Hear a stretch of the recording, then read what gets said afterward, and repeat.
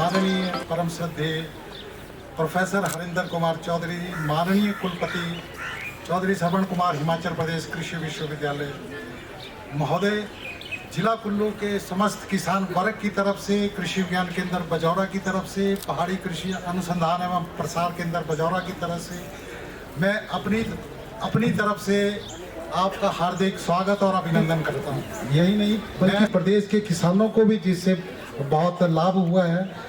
माननीय कुलपति जी ने लगभग 20 देशों का भ्रमण किया हुआ है और देश ही नहीं बल्कि पूरे विश्व के वैज्ञानिक वर्ग में इनका बहुत बड़ा योगदान है और दुनिया के तमाम साइंटिस्ट प्रोफेसर चौधरी जी से बहुत ही प्रभावित हैं। इसके अलावा प्रोफेसर चौधरी जी को, हमारे माननीय कुलपति जी को हिमाचल केसरी अवार्ड भी मिल चुका है और ऐसी महान विभूति के दर्शन पाकर हम अपने आप को बहुत ही गौरवमय महसूस कर रहे हैं। इसके अलावा माननीय कुलपति जी ने लगभग 170 शोध पत्र भी नेशनल और इंटरनेशनल लेवल पे लिखे हुए हैं। महोदय, जिला कुल्लू के किसान वर्ग की तरफ से माननीय कुलपति जी का एक बार हार्दिक अभिनंदन और स्वागत करता हूं। और अभी हमारी 18 तारीख को बर्फी बिलासपुर में एक कार्यशाला का वहाँ भी आयोजन किया गया था, तो वहाँ डॉक्टर राजवीर अटारी जो केवीके के संचालन करते हैं, लगभग 5 राज्यों का 72 केवीके का वो संचालन करते हैं, टेक्निकल सपोर्ट देते हैं, फाइनेंशियल सपोर्ट देते हैं। तो उन्होंने भी बहुत ही डॉक्टर साहब के वहाँ जो संबोधन हुआ इनका, डॉक्टर चौधरी जी का, तो बहुत ही प्रभावित हुए और उन्होंने स्पेशली आज के लिए कहा कि मेरा संदेश डॉक्टर साहब को बहुत शुभकामनाएं दे रहा हूं। गेहूँ है, मक्की है, जौ, पल्सेस, ओट्स और जो दूसरी सब्जियां तो समस्त सब्जियां यहाँ ऑफ सीजन वेजिटेबल की उगाई जाती हैं, जिसमें मटर है, लहसुन है, बंद गोभी, फूल गोभी, टमाटर, बैंगन, कोकरबिट्स और जो नंबर ऑफ लैंड होल्डिंग्स है हमारी लगभग तकनीकें हैं, वहाँ हमने LED ब्लो अप लाइट के माध्यम से उनको वहाँ डिस्प्ले किया हुआ है और उसमें 2 स्क्रोलर भी हमारे लगे हैं, उसमें 20-20 तकनीकों के वो मूवमेंट करते रहते हैं। महोदय, जब भी हम अपने कृषि विज्ञान केंद्र की प्रसार गतिविधियों को शुरू करते हैं तो उससे पहले हमारा कुछ प्रायोरिटी एरियाज होता है, हम भ्रमण करते हैं, किसानों के साथ, स्टेक होल्डर के साथ चर्चा करते हैं। सैट मीटिंग में हमारी चर्चा होती है जो किसानों के हित के लिए, और बाकी फिर गांव में जाकर पंचायत प्रतिनिधियों से, किसानों से डिस्कशन करते हैं कि उनकी किस प्रकार की खेती है, तो उसके ऊपर आगे हम एक्शन प्लान बनाते हैं। जो हमारे जिला कुल्लू के प्राथमिकता के क्षेत्र है उसमें बेमौसमी सब्जी उत्पादन, फलदार पौधों द्वारा फसल विविधीकरण, यहाँ पर एक्चुअली 2 प्रोग्राम साथ साथ चले हुए हैं। एक तो है आपका कैंप और एक है वैज्ञानिक सलाहकार समिति की बैठक। तो जहाँ तक वैज्ञानिक सलाहकार समिति की बैठक है उसमें तो मेरा एक ही सुझाव है, क्योंकि मैं किसानों की तरफ से भी बोल रहा हूँ कि यहाँ पर, क्योंकि मैंने भी काफ़ी सर्व किया हुआ है, तो मैंने यहाँ देखा हुआ कि हमारा जो पूरा ये वो तो डायरेक्ट खेत में नहीं डाला जा सकता, क्योंकि उसमें बहुत सी ऐसी चीज़ें होती हैं जिसकी वजह से खेत में समस्याएं आएंगी। साबुन के पानी को अगर हम ट्रीट करना चाहेंगे, उसको अगर हम चाहते हैं कि फिर से खेत में उपयोग करने लायक, तो उसके लिए कुछ मशीनें आती हैं जिसको कि हम लगा के, लेकिन वो कॉस्टली सिस्टम, मतलब बहुत महंगा है। लेकिन मैं ये कहना चाहूँगा किसान, क्या हाइड्रोपोनिक खेती की जा सकती है? मेरे पास जमीन कम है।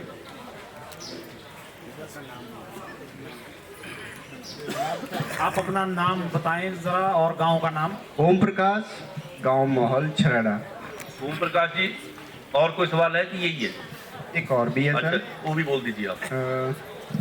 मैं मशरूम की खेती करना चाहता हूँ सर, तो माहौल में की जा सकती है? बिल्कुल, क्यों नहीं की जा सकती। मैंने आपको प्रशिक्षण। बैठो। हाइड्रोपोनिक जो है विश्वविद्यालय के अंदर हमने हाइड्रोपोनिक का काम शुरू कर दिया है। कृषि विज्ञान केंद्र सुंदरनगर ने छोटा सा एक एक्सपेरिमेंट लगा दिया है। अभी कुमार शर्मा जी इसको जारी करने जा रहे हैं। आपको इसी कृषि विज्ञान केंद्र पर ये हाइड्रोपोनिक की ट्रेनिंग भी देंगे। अगर यहाँ मुहैया नहीं होती, आप विश्वविद्यालय आइए, वहाँ हम हाइड्रोपोनिक किस तरह से हो सकता है और कैसी हमारी उसकी प्रक्रिया है और सरकार उसके लिए क्या कर सकती है, ये भी आपको बताएंगे।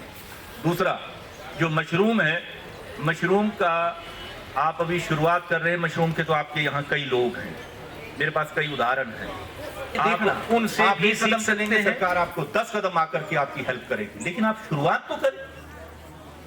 अब एक दूसरे के ऊपर अगर हम दोषारोपण करते हैं तो उससे कार्य सिद्ध नहीं होगा।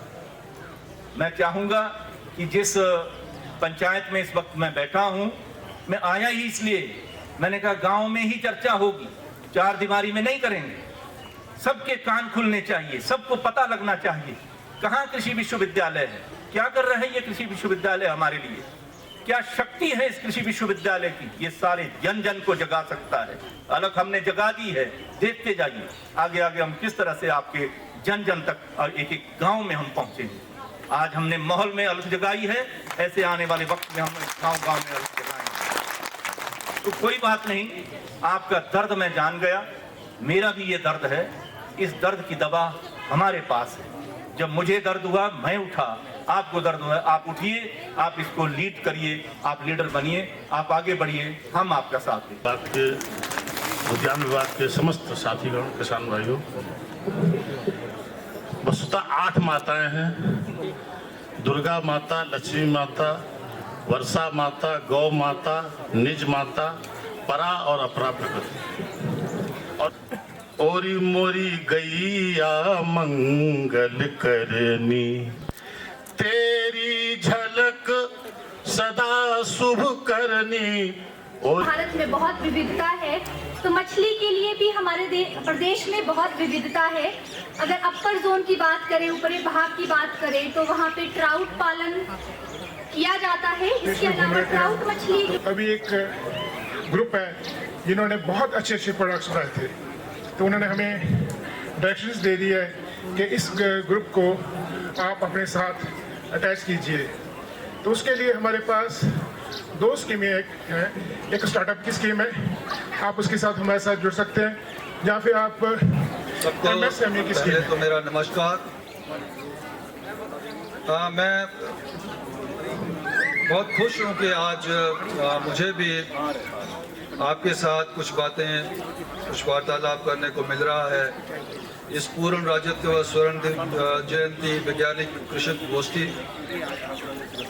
और मैं ये समझ रहा हूँ कि इसका एकमात्र उद्देश्य हमारे लिए और आपके लिए ये है कि हम आपको सुने इससे पहले कि आप हमें सुने, और इन्हीं सब सुझावों के कारण हम आगे अपनी कृषक खेती को लेकर। मैं अगर देखूं, क्योंकि मैं खुद गांव से आता हूं, तो हिमाचल प्रदेश का जो किसान है वो एक मिश्रित खेती करता है। वो किसान भी है, वो बागवान भी है, वो पशुपालक भी है, वो मत्स्य पालक भी है। और इसी तरह से बताना चाहूँगा कि विश्वविद्यालय ने बहुत सी वैरायटी डेवलप की जो कि रेजिस्टेंट वैरायटी हैं, क्योंकि आपके खेत में जो वैरायटीज पहले चल रही थी उसमें बहुत से रोग, बहुत से कीड़े आते रहते हैं, जिसके कारण से समस्याएं आती रहती हैं। राज्यत्व स्वर्ण जयंती के जो कृषक वैज्ञानिक संगोष्ठी हो रही है, सबसे पहले तो मैं इसमें धन्यवाद करना चाहूँगा हमारे कुलपति महोदय का, जिन्होंने एक कंसेप्ट दिया कि ये सारी मीटिंग और इस तरह की बातें जाके हम फील्ड में करें, और उसी का नतीजा है कि हम आपके साथ बैठे हैं। ये हमारी कंटिन्यूशन में 3rd मीटिंग है। सबसे पहले बैठकी में लगाई एक मीटिंग इस तरह की हुई, किसान गोष्ठी भी हुई, उसके बाद सुंदरनगर में हुई, बहुत बड़ा शो था, और उसके बाद आज भी एक बहुत ही बढ़िया शो। आप सब बधाई के पात्र जो इतने नंबर में आए और हमें सुन रहे हैं।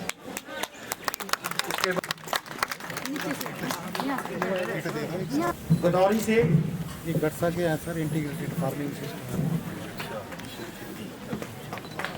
इसके बाद मैं बुलाऊंगा ममता चंद्र शर्मा जी को।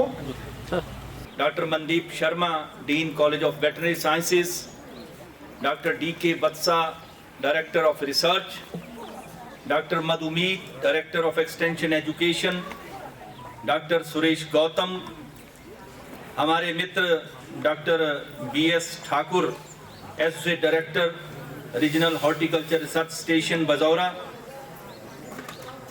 Doctor Sukhdev, associate director highland agriculture research and extension centre Bajaura, दूसरे सभी वैज्ञानिकगण, हमारे विभागाध्यक्ष, विश्वविद्यालय से आए हुए प्रोफेसर साहिबान, महिला प्रोफेसर, साइंसदान,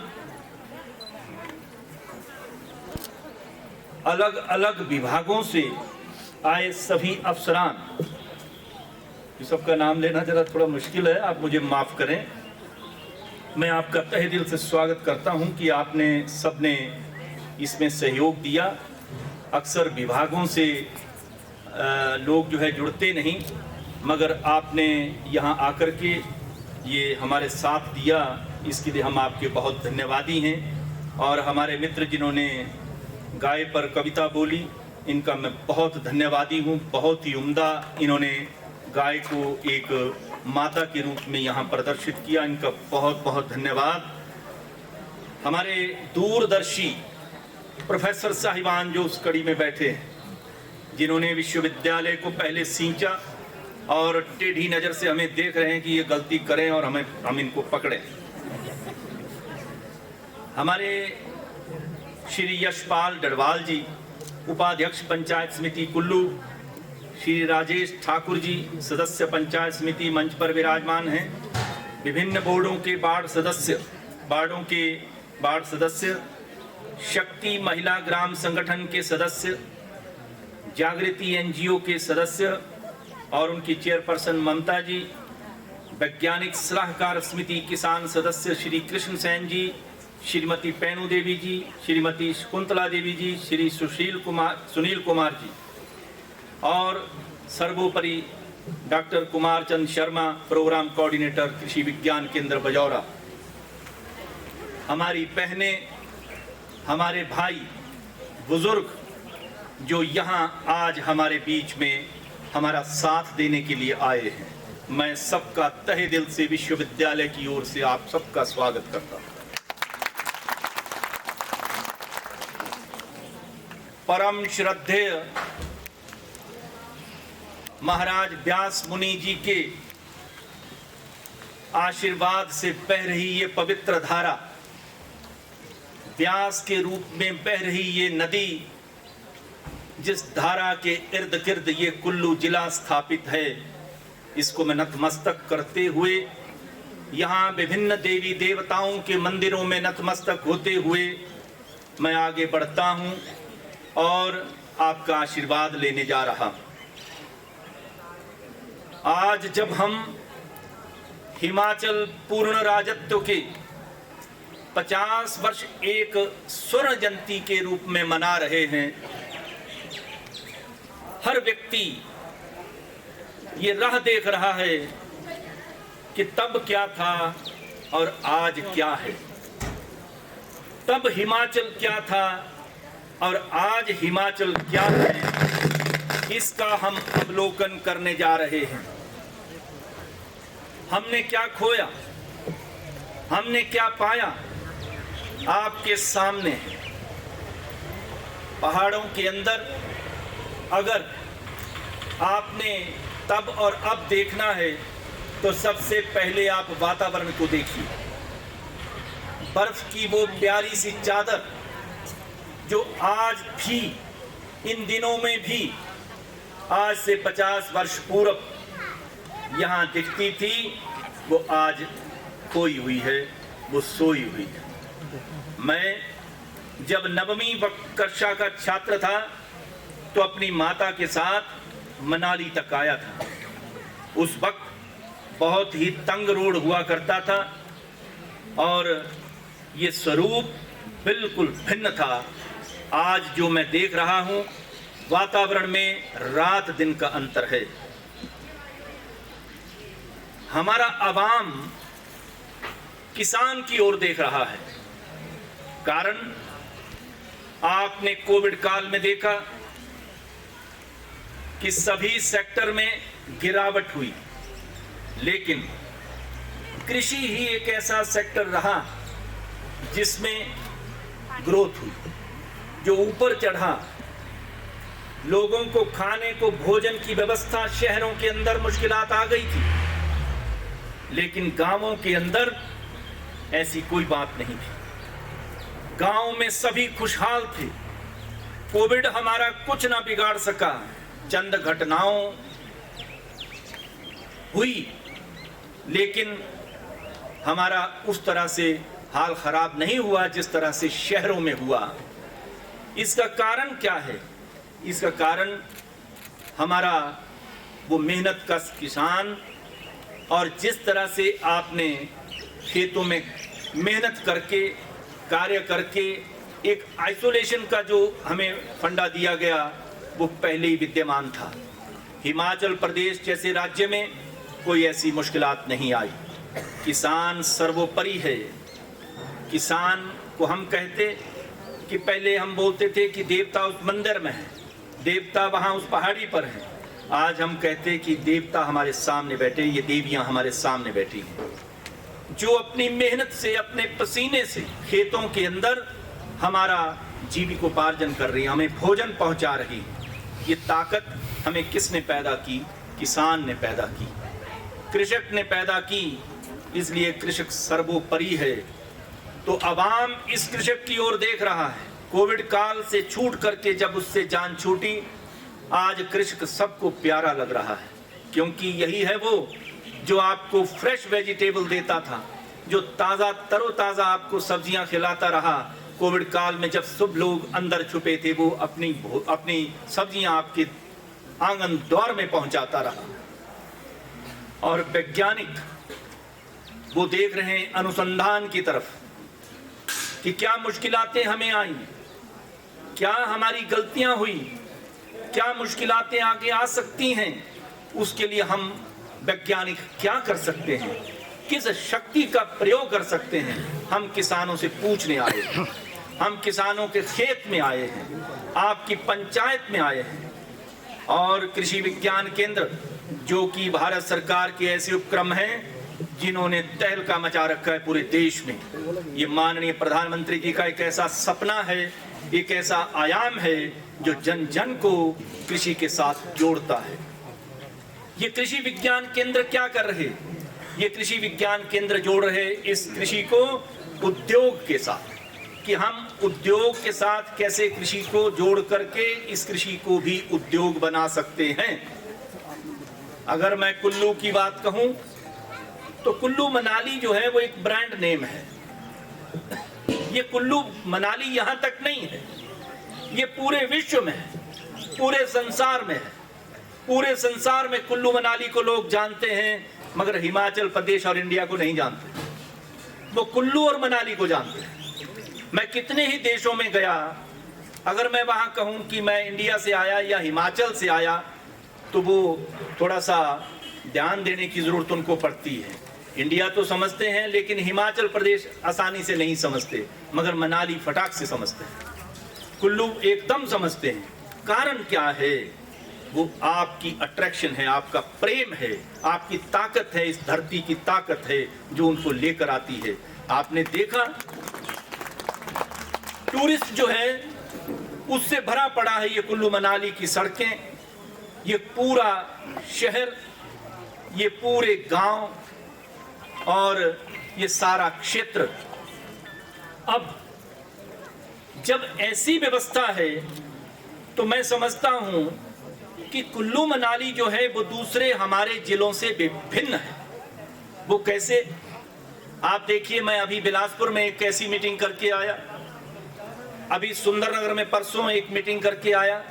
वहां की व्यवस्थाएं अलग हैं, लेकिन कुल्लू जिला की व्यवस्था जो है वो बिल्कुल एकदम जो है वो भिन्न है। धीरे धीरे जैसे हम पहाड़ की तरफ चढ़ रहे हैं और कुल्लू घाटी में पहुंचे, मैं समझता हूं कृषि विज्ञान केंद्र के लिए बहुत बड़ी चुनौती है, क्योंकि यहाँ का स्केल जो है, अगर वहाँ पर 10 फुट का था, यहाँ पहले ही 100 फुट का है। यहाँ पहले ही ऊंचाई पर लोग बैठे हैं। मैं देख रहा हूँ अपनी बहनों को, आते ही जो इन्होंने स्वागत किया, जो इनका स्वागत करने का तरीका था, जो इनका अंदर से प्रेम था, छलक रहा था उसको देख करके मुझे जो है आंख से पानी निकला कि ये है वो संस्कृति भारतीयों की जो यहाँ पर कुल्लू मनाली में छुपी है।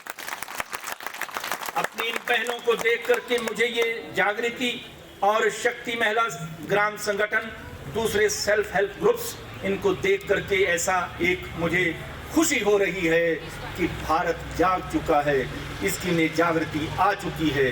अब देर नहीं, जब हम इस राज्य को विश्व में नंबर 1 बनाएंगे, इसको भी स्विट्जरलैंड बनाएंगे।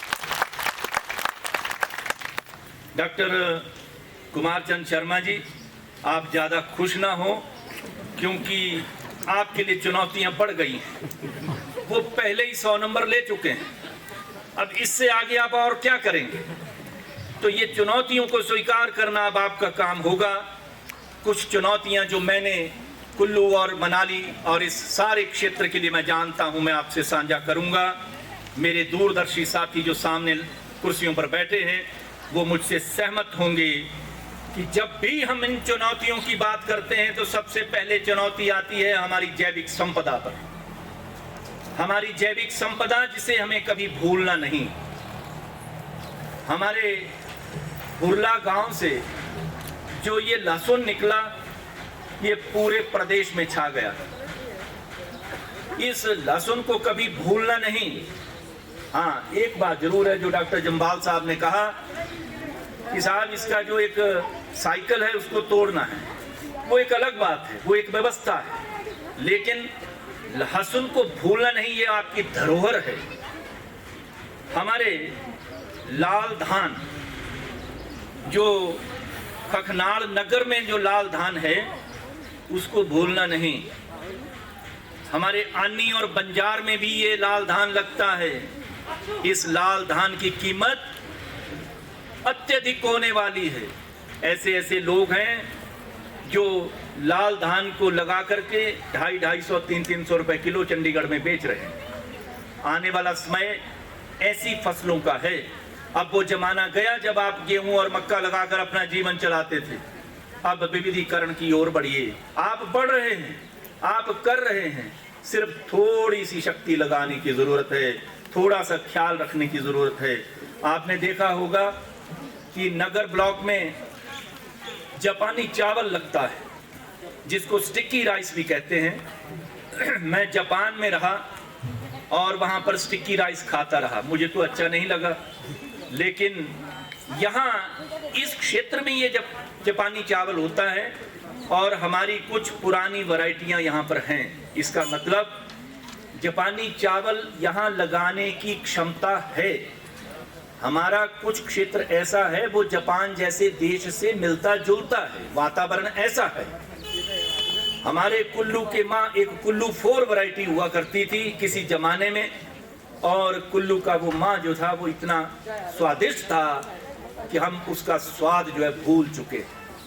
मुझे नहीं लगता कि वो कुल्लू माँ 4 जो है वो वैरायटी अब कहीं विद्यमान होगी, मुझे नहीं लगता, क्योंकि हम दूसरी राह पर चले गए और भूल गए उन पुरानी फसलों को, पुराने अपनी धरोहर को, अपने मंडल को।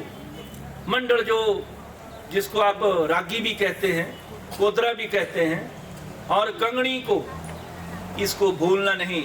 हमारी जागृति के संगठन ने जो एक प्रयत्न किया है ये अद्भुत है। मैं समझता हूँ कि हम सबको जागृति से जागृति आनी चाहिए और हम जागें, उठें, सोए ना रहें। ये हमारी जो चीज़ें हैं, अगर ये जागृति समुदाय, ये जो संगठन है ये कर रहे, तो इनका हम अनुसरण करें, इनके पीछे चलें, इनके साथ चलें। मैंने इनको कहा कि ऐसे कार्यक्रम के लिए आपको राष्ट्रीय पुरस्कार मिलना चाहिए। हमारा विश्वविद्यालय इनका साथ देगा, शक्ति महिला ग्राम संगठन का साथ देगा।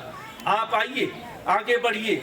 ऐसे ऐसे पुरस्कार जो है भारत सरकार ने चला रखे हैं जो कि आप सोच भी नहीं सकते। लाखों रुपए उसमें जो है पुरस्कार के रूप में दिए जाते हैं विभिन्न संगठनों को। आप आगे बढ़िए, हम आपका साथ देंगे और आपके जो फॉर्म वगैरह जो फॉर्मेलिटीज है वो हमारा विश्वविद्यालय आपके साथ मिलकर के कराएगा।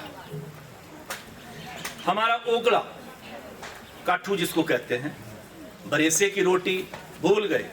मैं लाहौल स्पीति 5 वर्ष रहा। सामने डॉक्टर अमर सिंह कपूर बैठे हैं। डॉक्टर अमर सिंह कपूर और मैं 5 वर्ष वहाँ लाहौल स्पीति इकट्ठे रहे और खूब बकबिट खाए। खूब मैंने जो है उगला और ये जो काठू जिसको आप कहते हैं, इसकी पैनकेक्स खाए, इसके चिलड़े मैंने खाए दही के साथ। यानी वही असर है जो मैं अब बोल रहा हूँ।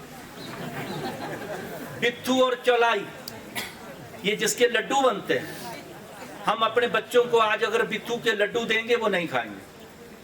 वो कहते हैं साहब पिज़्ज़ा लाइए। ये बिट्ठू का लड्डू अच्छा नहीं है, लेकिन हमारी महिलाएं बहुत चुस्त हैं, वो उसको खिला कर रहेंगी, क्योंकि वो वैल्यू ऐड करके उसका प्रारूप बदल करके, स्वरूप बदल करके उसको किसी ना किसी तरीके से जो उसको खिलाएंगी और खिलाना चाहिए। मैं एक इसका बरेसे का एक उदाहरण देता हूँ।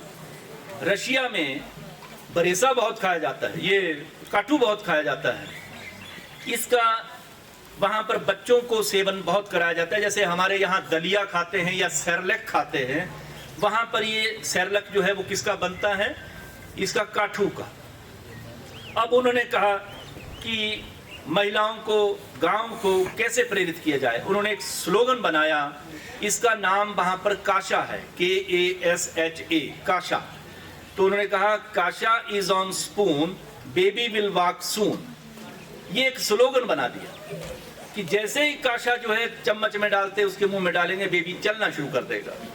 ऐसा डायलॉग बोला। अब सभी माताएं बहनें वो अपने बच्चों को खिलाने लगी कि कोई शक्ति तो इसके अंदर है जो सरकार ने ऐसा स्लोगन बनाया। मैं चाहता हूं हमारी शक्ति महिला ग्राम संगठन, हमारे ये जागृति ऐसे ऐसे स्लोगन का भी इस्तेमाल करें जो कि एक अट्रैक्शन हो, एक ताकत बने। तो उससे क्या होता है, जैसे लोगों के अंदर जो है एक भाव प्रकट होता है कि साहब ऐसे जो एक स्लोगन है वो उसको अनुसरण करना है। आज एक बार बोला, 2 बार बोला, 3 बार बोला, फिर एक दिन उसका अनुसरण करना शुरू कर देते।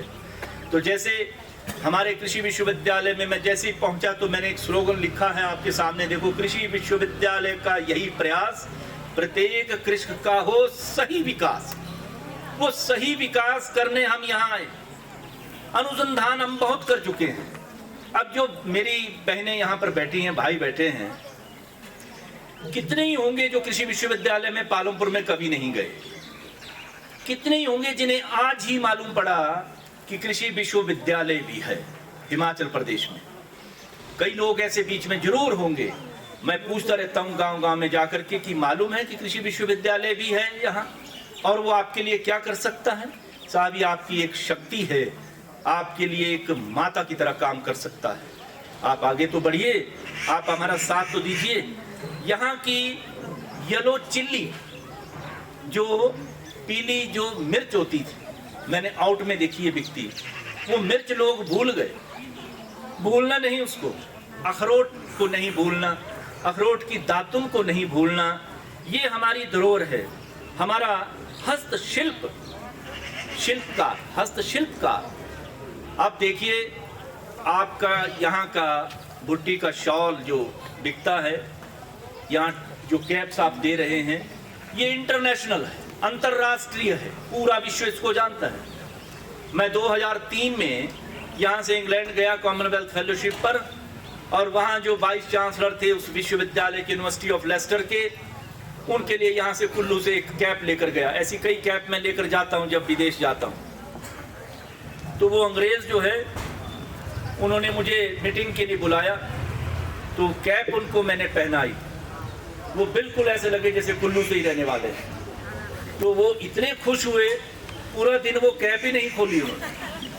तो कहने का भाव ये है कि एकदम इसको देख करके ऐसी अट्रैक्शन होती है, ऐसी दिलचस्पी होती है कि इस कैप को हम लगाएं। ये लुभावनी है, पूरी दुनिया इसको लगाना चाहती है। तो कैप और शॉल तो आपका जो है वो रजिस्टर हो चुका है, इसके GI मिल चुके हैं। हम और आगे बढ़ें। अब आपका कुल्लू का पश्मीना, अंगोरा शॉलें, ये आगे बढ़ने की जरूरत है, इसको आगे ले जाने की जरूरत है। अब मैं एक और बात करूंगा। जैसे हमारे पुराने जमाने में दोड़ू और पट्टू होते थे। दोड़ू कितने लोग जानते हैं? दोड़ू हाथ खड़ा करेंगे, देखो। मुझे मालूम है, क्योंकि आपके घर में दोड़ू है।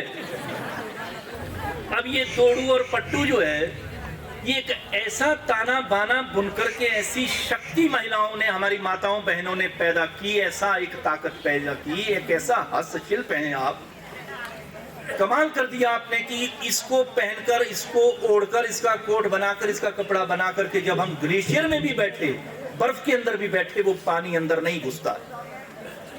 क्या ऐसी शक्ति पैदा कर दी उस ताने बाने में। आपके हाथों में हुनर है जो पूरा विश्व देखना चाहता है, पूरा संसार देखना चाहता है, और माध्यम उसके लिए कृषि विश्वविद्यालय बनेगा। हम इसलिए आपके द्वार आए हैं। मुझे मालूम है, मैं भी गांव का रहने वाला हूं, हिमाचल प्रदेश के चप्पे चप्पे को जानता हूं। मैंने पहले ही कहा 5 वर्ष में लाहौल स्पीति रहा, इधर से ही गुजरता था, इधर ही आता था, मुझे सब मालूम। तो ये आपके घर के पट्टू सब बाहर निकालने, अभी ये हम अंदर नहीं रहने देंगे, इनको विश्व के बाजार में लाएंगे। विश्व के बाजार में लोग उसको देखेंगे कि साहब ऐसी कौन सी ताकत है कुल्लू की महिलाओं में, उनके हाथों में ऐसा कौन सा हुनर है, कैसे उन्होंने वो ताना बाना बुना कि उसके अंदर पानी जो है घुसता ही नहीं और ठंड लगती नहीं। वातावरण में बदलाव आ गया और हर व्यक्ति परेशान है। हमारे यहाँ एक गांव है मलाना। मलाना गांव का जैसे ही नाम आता है तो लोग जो है, लोगों का ध्यान जो है वो दूसरा मलाना क्रीम की तरफ जाता है। तो वो जो पौधा है, वो उस पौधे के अंदर वो तत्व है जो विश्व के किसी भी ऐसे पौधे में तत्व नहीं है।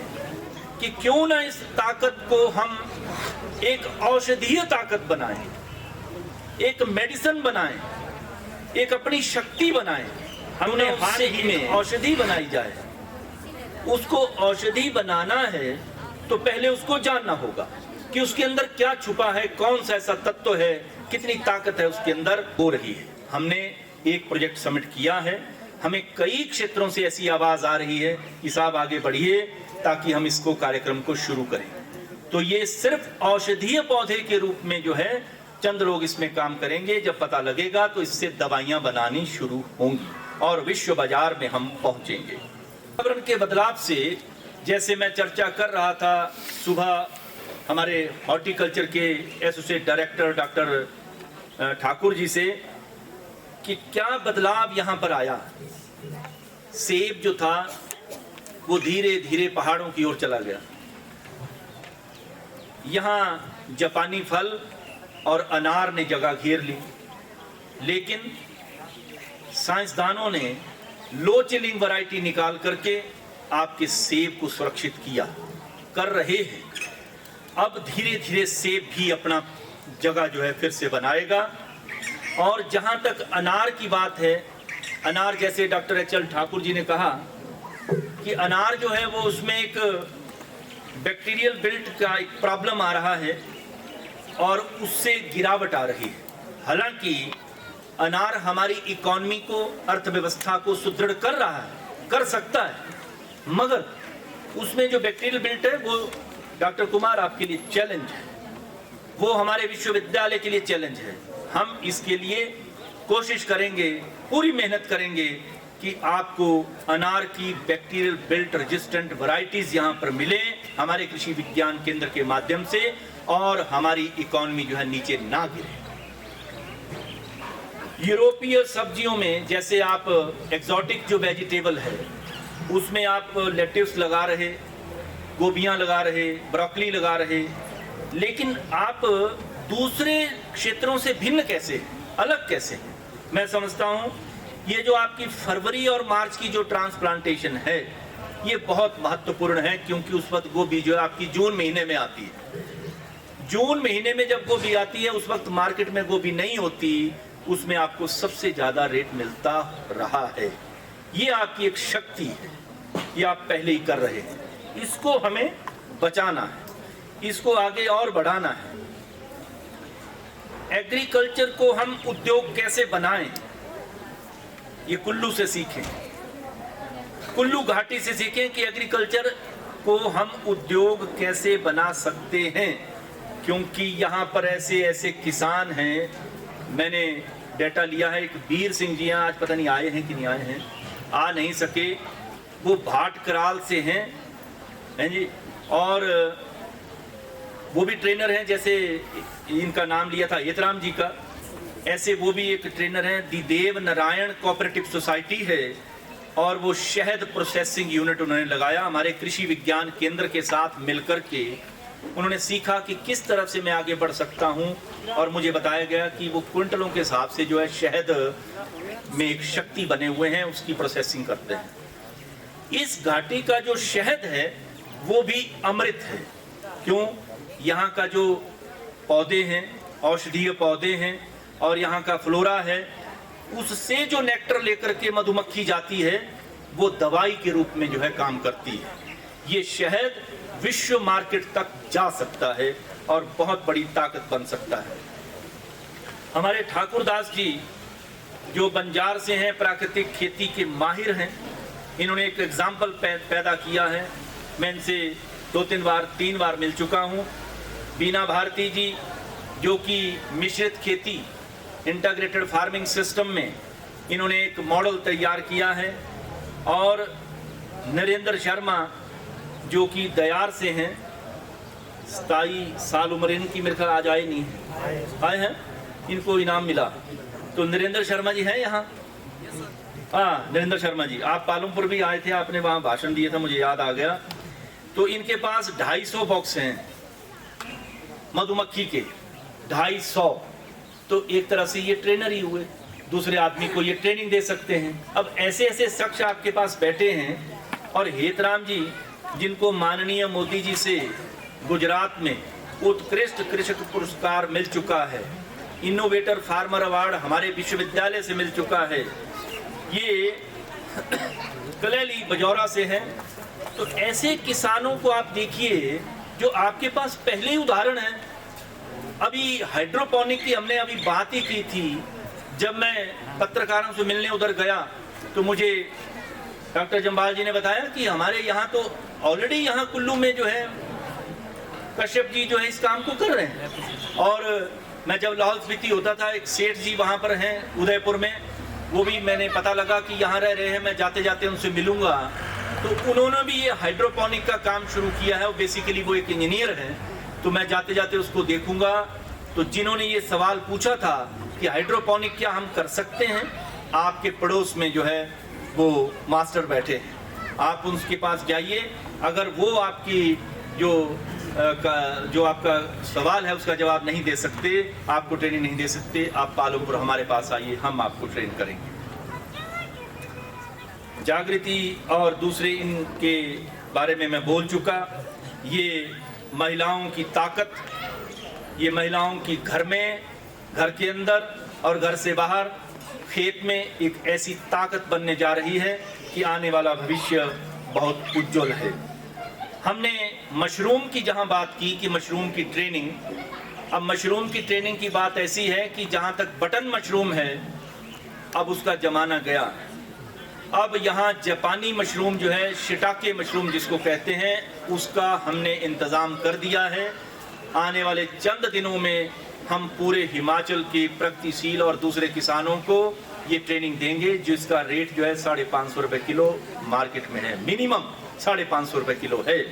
इसके लिए हम प्रयत्नशील हैं।